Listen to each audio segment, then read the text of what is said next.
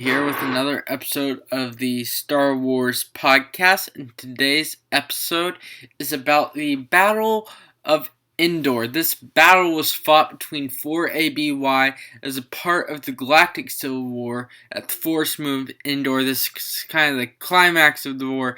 It's basically the second major turning point for the rebels. They destroy the second Death Star, and this allows them to be able to later take over Coruscant, and it allows them to establish the New Republic. So the outcome was an alliance victory with the destruction of the second Death Star, the Executor, which was the major starship for the Imperials. It was a super star destroyer, probably the most powerful ship they had out there, and also the Emperor's death, with a now fragmented empire, which makes it easier for the New Republic, which forms after this, to take over. So, also, another thing to note is at this time, during this battle, IG-88 was secretly setting up a droid revolution after he had inserted his brain as a part of the Death Star, but this was unsuccessful due to the destruction of the Death Star. If the Death Star was completed, IG-88 would have gone through with his revolution and droids would have taken over the galaxy. But that did not happen. The combatants in this battle were the Galactic Empire and Sith Lords, the Alliance to Restore the Republic, Ewoks, and the Jedi Order were the main combatants in this battle. If you want to say, you can also say IG-88's droid army, but I think that's a little bit different. Some of the major Imperial commanders you want to note in this battle were Darth Sidious and Darth Vader, Moff Gideon, Fleet Admiral Firmus Piet, Grand Admiral Oswald Tashik, Captain Gilad Pellaeon, Colonel Dyer, and Lieutenant Rins. I believe there are also several other Grand Admirals in this battle. The major thing about this battle is that the goal for the Imperials was to put a final defeat on the rebellion, so that wouldn't come back for at least several years, because they would likely form another rebellion eventually, but this would be the defeat for the rebellion that we knew and loved. So if the Empire won this battle, that would have resulted in the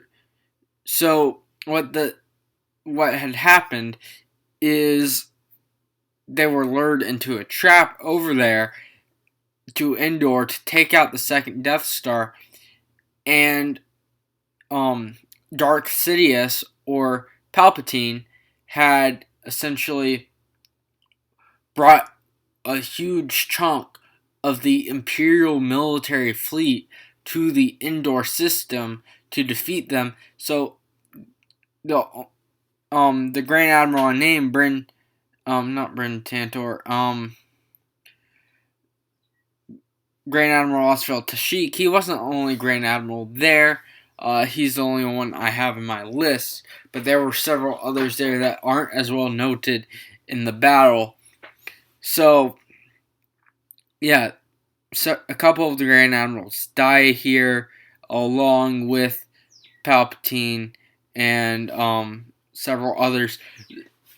Let's go on to the major rebel commanders, which were Admiral Akbar, General Krix Medine, General Han Solo, General Lando Calrissian, General Brandon Tantor, General Tarkin, Commander Luke Skywalker, Commander Leia Organa, Commander Wedge Antilles, Commander Colsera, Major Bryn Durlin, Chief Chirpa, Wicket, Tebow, and X2.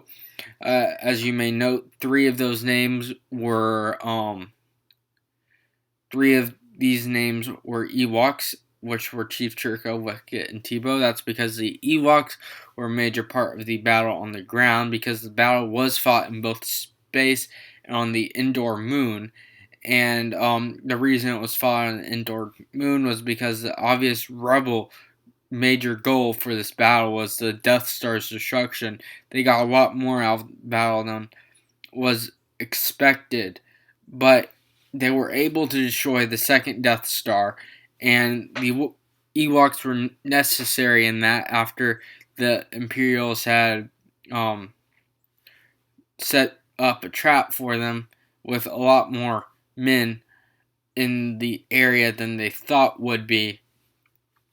So the Ewoks kind of helped them get out of that bad situation, giving them reinforcements and surprising the Imperials with low-grade technology, being able to take them out that they weren't able to really detect was there or be aware of. So they were basically caught by surprise and not able to form a firm resistance. So for those who think that why did the Ewoks win here, it's because the Ewoks catch the Imperials by surprise, and the Imperials don't have enough time to react to it and reform, because they are having these Ewoks who just keep on attacking, and they can't get together due to that.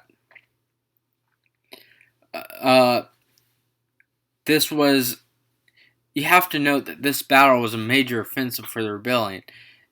The Empire, they may have brought a lot of their forces to this area, but they still had plenty of forces elsewhere. And for the rebellion, this was probably at least 75% of their fleet, if not more, they were bringing here, because this was a major offensive for the rebellion.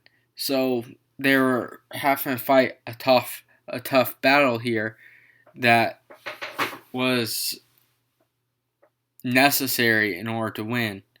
So they had to bring that amount of ships, because otherwise there would have been a much bigger threat to them than there was. But this was a major offensive. This was basically the top of the rebellion attacks.